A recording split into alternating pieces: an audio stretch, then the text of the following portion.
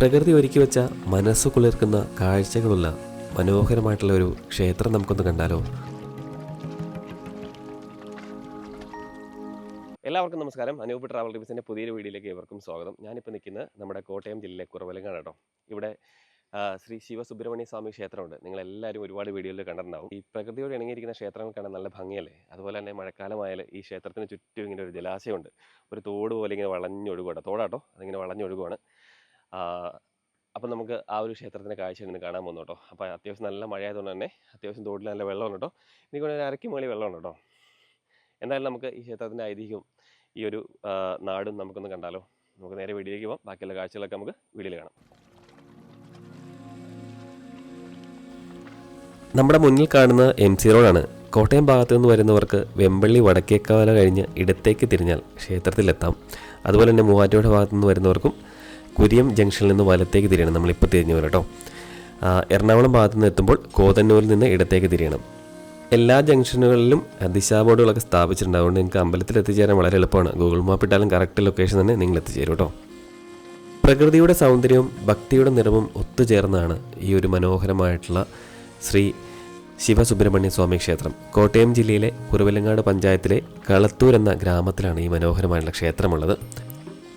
സ്വയംഭുവായ മഹാദേവനാണ് ഇവിടുത്തെ പ്രധാന പ്രതിഷ്ഠ. ഇരട്ട ശ്രീകോവിലാണ് ഇവിടുത്തെ മറ്റൊരു സവിശേഷത. സുബ്രഹ്മണ്യസ്വാമിക്കും ഇവിടെ തുല്യ പ്രാധാന്യമാണുള്ളത്. നെയ്വിളക്കും ധാരയുമാണ് പ്രധാന വഴിപാടുകൾ. നാലമ്പലത്തിനുള്ളിൽ ഗണപതി പ്രതിഷ്ഠയുമുണ്ട്.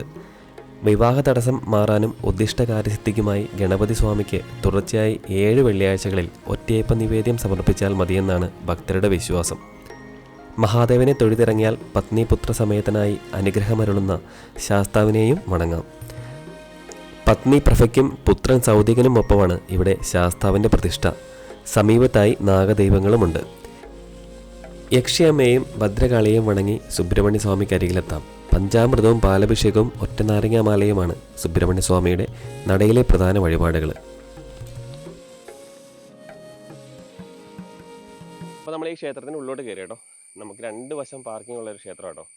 ഇവിടെ വിശാലമായിട്ടുള്ള പാർക്കിംഗ് ഉണ്ട്. അതുപോലെ തന്നെ തൊട്ടപ്പുറത്തായിട്ടുണ്ട് കേട്ടോ. ഇപ്പോൾ നമ്മൾ അമ്പലത്തിൻ്റെ പിറകുവശത്താണ് നിൽക്കണേ. അപ്പോൾ നമ്മളിത് അതിൻ്റെ തോട് ഞാൻ കാണിച്ചു കേട്ടോ. ക്രോസ് ചെയ്യണേ വാ.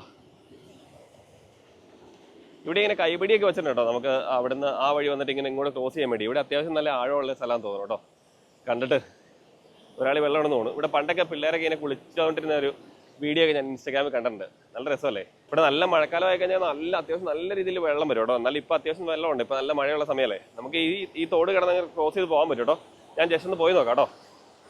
അരുവിക്കൽ ശ്രീ ശിവസുബ്രഹ്മണ്യ സ്വാമി ക്ഷേത്രം കളത്തൂർ എന്നാണ് ഈ ഒരു സ്ഥലത്തിൻ്റെ പേര്. അല്ലെങ്കിൽ സുബ്രഹ്മണ്യനും ശിവനും കൂടി ഈ അമ്പലത്തിലുണ്ട് കേട്ടോ. 2 പേരും പ്രതിഷ്ഠ ഈ അമ്പലത്തിലുണ്ട്. എന്തായാലും കിടിലൻ. പെട്ടെന്നായിരുന്നു കേട്ടോ വലിയ മഴ വന്നേ. ഇവിടെ മഴ വന്നാൽ എന്ത് ഭംഗിയാണെന്നല്ലോ ഇവിടെ അമ്പലത്തിൻ്റെ അവിടെ നിന്ന് കാഴ്ചകളെ കാണാൻ വേണ്ടി. തോടിങ്ങനെ നിറഞ്ഞൊഴുകുന്ന കാഴ്ച. മഴയുടെ ശബ്ദമൊക്കെ ഇട്ട് ഇങ്ങനെ നമുക്ക് നിൽക്കാം. പുരാതന ക്ഷേത്രമാണ്. കുറവലങ്ങാട് ഗ്രാമപഞ്ചായത്തിൽ കളത്തൂർ എന്ന സ്ഥലത്ത് സ്ഥിതി ചെയ്യുന്നതാണ് അരുവിക്കൽ ശിവസുബ്രഹ്മണ്യ സ്വാമി ക്ഷേത്രം. ഈ ക്ഷേത്രത്തിൻ്റെ ഉടമസ്ഥ ഏറ്റുമാനൂർ വലിയടത്ത് മൂസതിൻ്റെ ഉടമസ്ഥതയിലാണ്. വളരെ പ്രമാദമായി ഉത്സവങ്ങളും ആഘോഷങ്ങളുമായിട്ട് കഴിഞ്ഞ ഒരു കാലമുണ്ടായിരുന്നു.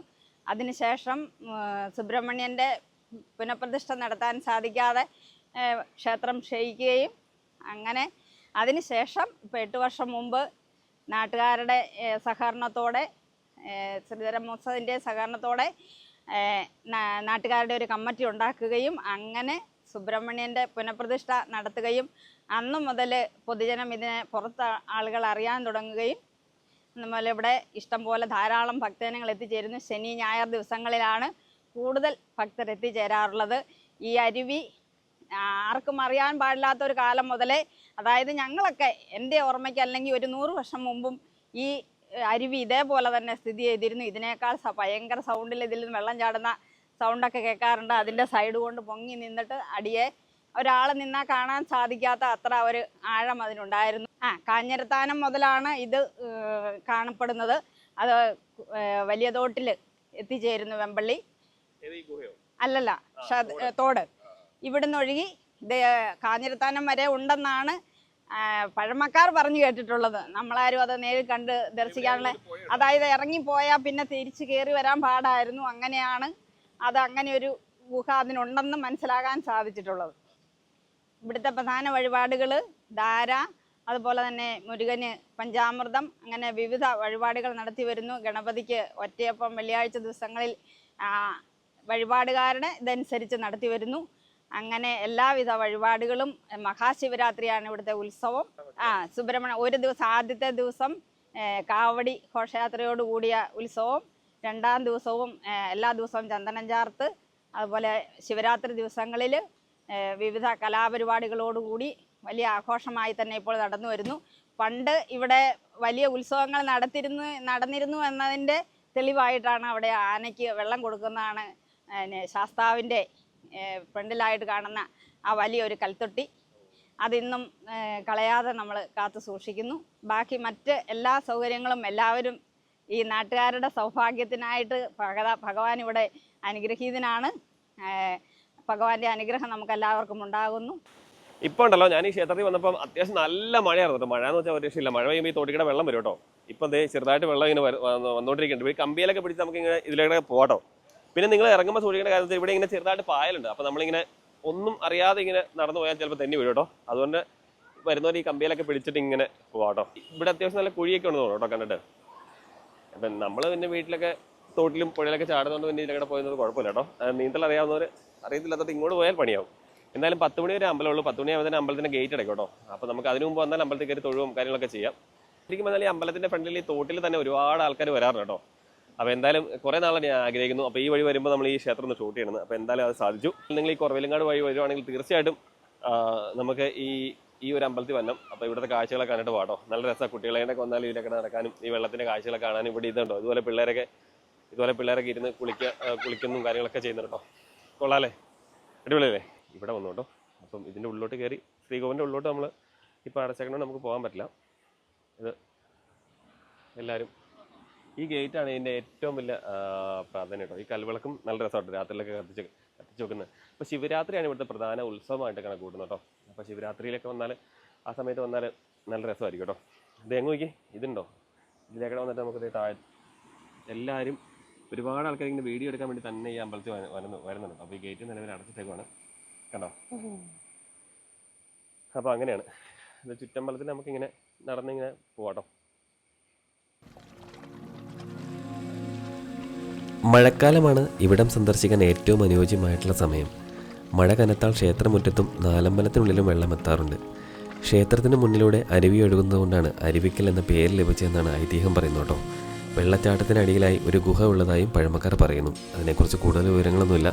അപ്പം നിങ്ങൾ ഈ നാട്ടിലൊക്കെ താമസിക്കുവാണെങ്കിൽ ഇതിൻ്റെ വേറെ ചരിത്രങ്ങളും ഐതിഹ്യങ്ങളൊക്കെ ഉണ്ടെങ്കിൽ ഒന്ന് പറയുക കേട്ടോ. പിന്നെ ഇവിടെ വരുന്നവരോട് എനിക്ക് പറയാനുള്ളത്, വരുന്നവരാരും തന്നെ പ്ലാസ്റ്റിക്കോ മറ്റു മാലിന്യങ്ങളോ ഒന്നും ക്ഷേത്രമുറ്റത്തോ പരിസരത്തോ തോട്ടിലൊന്നും വലിച്ചെറിയില്ല കേട്ടോ. ഒരു സഞ്ചാരിയായിട്ട് വരിക, കാഴ്ചകൾ കാണുക, പ്രാർത്ഥിക്കുക, തിരിച്ചു പോവുക. അപ്പോൾ എല്ലാവർക്കും എൻ്റെ ഈ ഒരു കൊച്ചു വീഡിയോ ഇഷ്ടമായെന്ന് കരുതുന്നു. അപ്പോൾ വരുന്ന വലിയ മഴക്കാലമൊക്കെയാണ് വരുന്നത്. അപ്പോൾ എല്ലാവരും വളരെ സുരക്ഷിതമായിട്ട് തന്നെ യാത്ര ചെയ്യാൻ വേണ്ടി ശ്രമിക്കുക. അപകടം വരുത്തി വെക്കാതിരിക്കുക കേട്ടോ. കാരണം വെച്ചാൽ നമ്മളിപ്പോൾ പറയും പോലെ വെള്ളം എവിടെയുണ്ട്, പക്ഷെ നമ്മൾ എന്നാൽ വെള്ളത്തിലോട്ടൊക്കെ വീഴുമ്പോഴായിരിക്കും ഒരുപക്ഷെ അപകടങ്ങൾ ഉണ്ടാകുന്നത്. പാറയൊക്കെയാണ്, തെന്നലൊക്കെ ഉണ്ട്. അതൊക്കെ ആലോചിച്ചും നമ്മൾ ഓരോ സ്റ്റെപ്പ് വെക്കുന്തോറും വളരെ മുൻകരുതലോട് കൂടി തന്നെ നിങ്ങൾ യാത്ര ചെയ്യാൻ വേണ്ടി ഞാൻ അപേക്ഷിക്കുന്നു എല്ലാവരോടും. അപ്പം എല്ലാവരും സുരക്ഷിതരായിരിക്കും കേട്ടോ. അപ്പോൾ വീഡിയോ നിങ്ങൾ ആദ്യമായിട്ടാണ് നമ്മുടെ പേജ് കാണുന്നതെങ്കിൽ ഒന്ന് ഫോളോ ചെയ്യാൻ വേണ്ടി മറക്കില്ല. അതുപോലെ തന്നെ യൂട്യൂബിലാണ് വീഡിയോ കാണുന്നതെങ്കിൽ ഒന്ന് സബ്സ്ക്രൈബ് ചെയ്യാൻ മറക്കല്ലേ. അപ്പോൾ മറ്റൊരു നാട്ടിലെ നല്ലൊരു കാഴ്ചയിൽ കാണുന്നവരെ എല്ലാവർക്കും ബൈ ബൈ, ടേക്ക് കെയർ.